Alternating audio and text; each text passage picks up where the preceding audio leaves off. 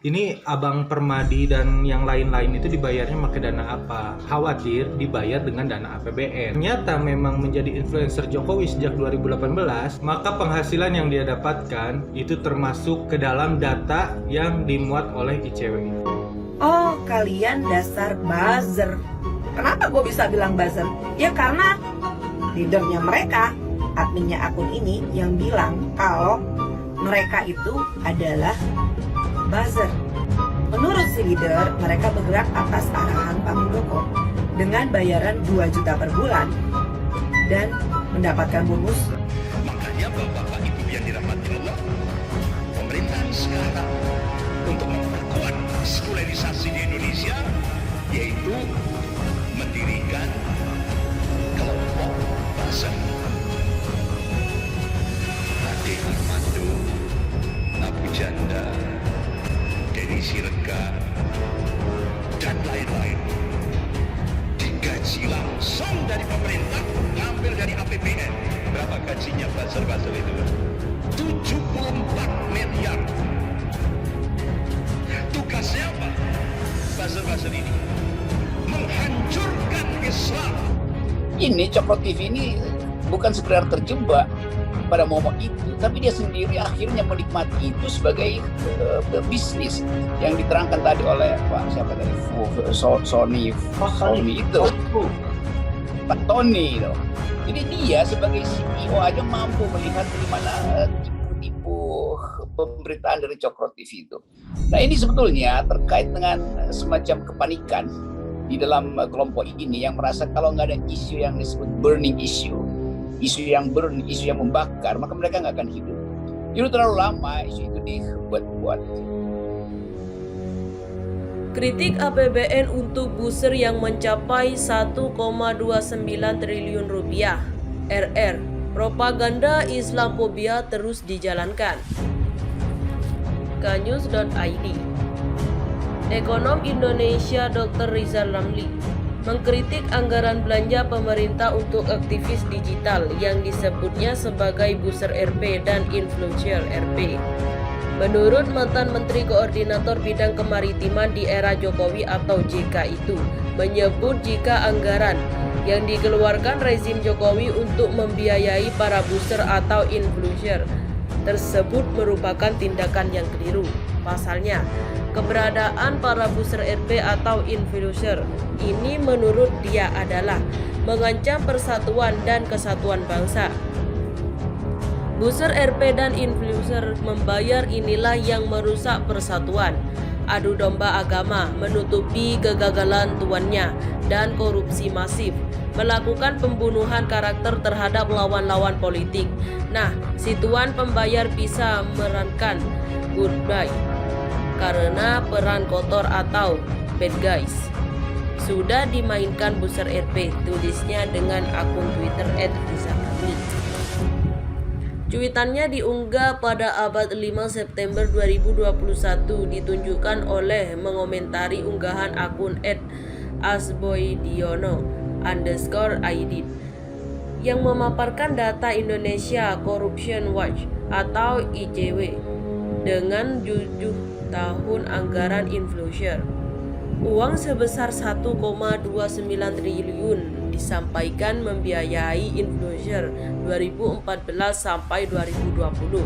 Sungguh terlalu, kegagalan mengelola kebohongan, tulis akun @asboydono_id.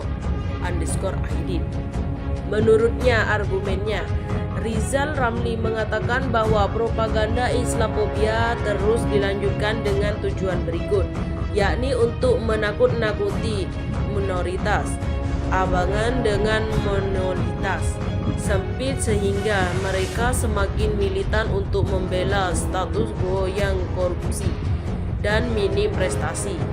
Rizal Ramli juga menyebut jika mobilisasi pemadaman itu dilakukan untuk membiayai operasi Islamophobia oleh buzzer RP dan influencer RP.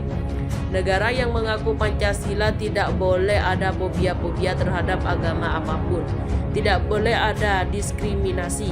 berdasarkan agama, suku, dan warna kulit. Kita semua Indonesia.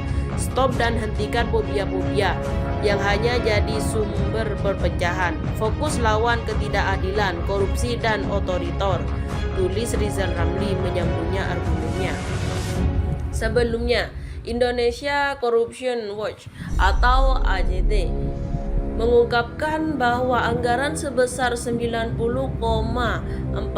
miliar rupiah telah digunakan untuk belanja jasa influencer atau IJW, mengaku melakukan penelusuran dan situs layanan pegandaan secara elektronik atau LPSE dari sejumlah kementerian dan lembaga.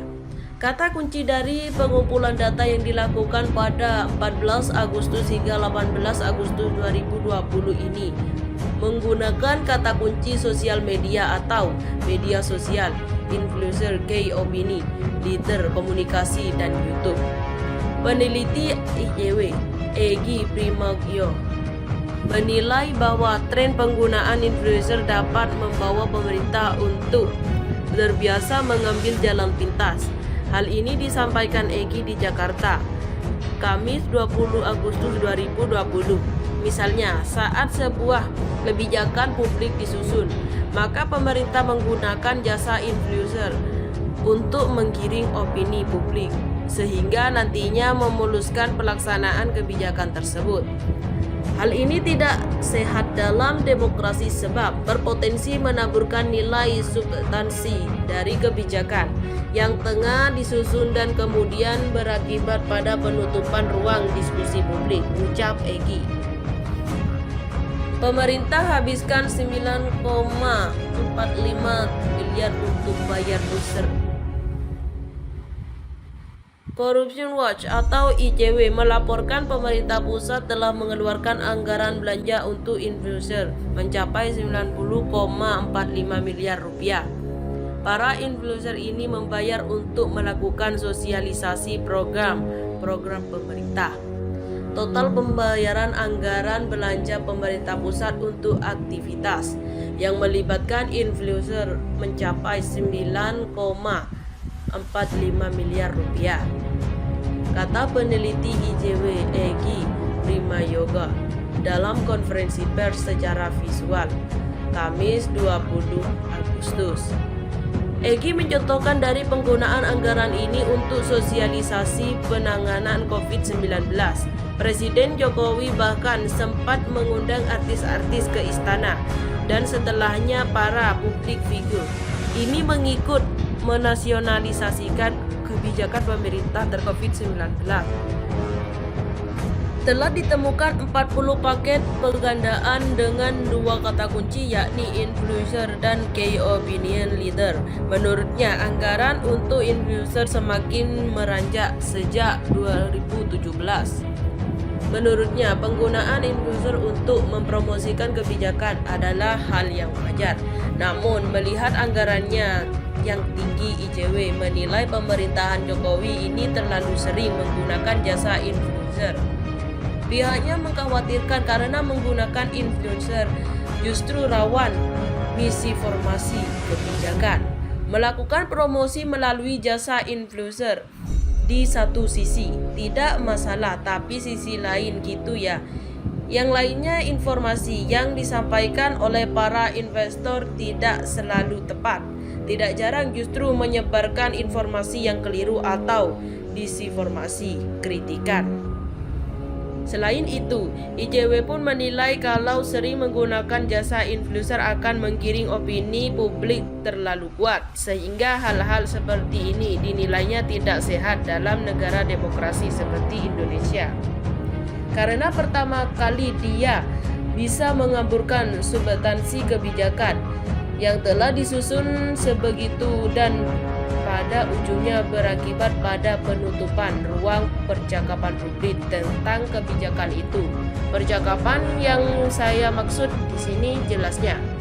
Adapun IJW memperoleh angka ini dari penelusuran aktivis pegandaan barang dan jasa atau PBJ pemerintah pusat. Informasi PBJ ini diperoleh dari penelusuran situs LPSE kementerian maupun lembaga pemerintah non-kementerian atau LPNK. Mohon pada pihak terkait, pihak yang berwajib, dan pihak yang bersangkutan untuk mengklarifikasi kebenaran berita ini. Kami hanya melansir dan memberitakan, Andalah yang memutuskan.